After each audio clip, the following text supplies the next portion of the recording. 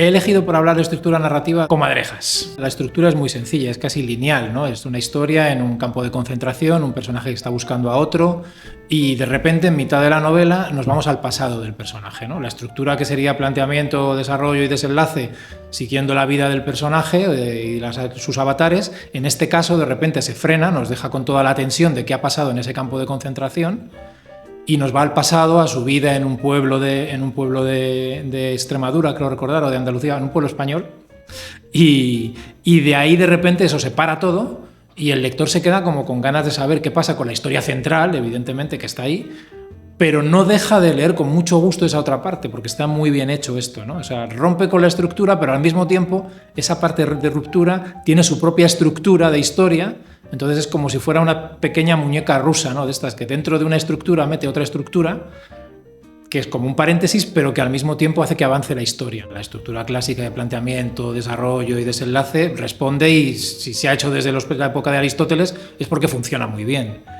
Pero es verdad que para despertar sensaciones y emociones los lectores cada vez se hacen más exigentes también, y entonces es muy interesante jugar con ellos, romper esa forma natural o lógica de contar las historias para de repente adelantar cosas, retrasarlas, guiñar ojos, ¿no? Un poco esconder cosas a los lectores, jugar con las emociones y las sensaciones también y los sentimientos de los personajes, anticipándolos o retrasándolos, ¿no? Y todo eso son juegos de estructura. Me gusta mucho cuando un libro me permite acercarme a la historia desde distintas perspectivas, jugando con eso, con las estructuras, ¿no? Y que de repente me está contando una historia que va de una manera lineal y de repente rompe y se va para atrás y te adelanta algo que luego vas a ver y te queda con esa intriga de saber cómo vas a llegar a ello, ¿no?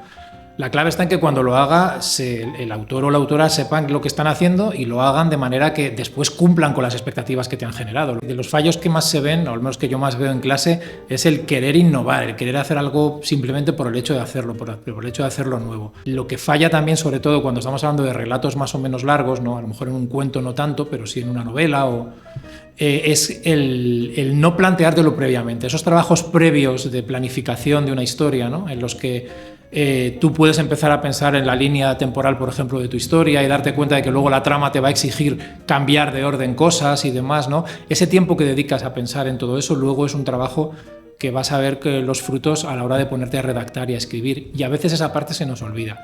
Y en ese momento previo es donde hay que trabajar bastante la estructura. Siempre sabiendo que en cualquier momento la historia a lo mejor te puedes haber confundido al planificar y te pide que vayas otra vez para atrás y lo replantees.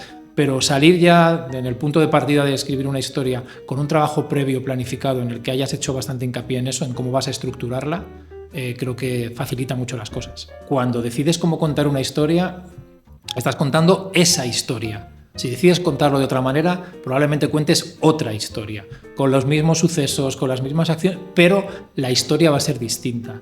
Hasta ese punto es importante plantearse la estructura de una historia, ¿no? Te puede dar una vuelta por completo si empiezas la historia desde el final a que la empieces desde el principio. Si empiezas diciendo quién es el asesino, ya esa parte de tensión te la has cargado con una intención, se supone, ¿no? Y tendrás que generar la tensión y el interés del lector a partir de, en vez de decir quién, pues intentar responder a la pregunta de por qué, por ejemplo, ¿no?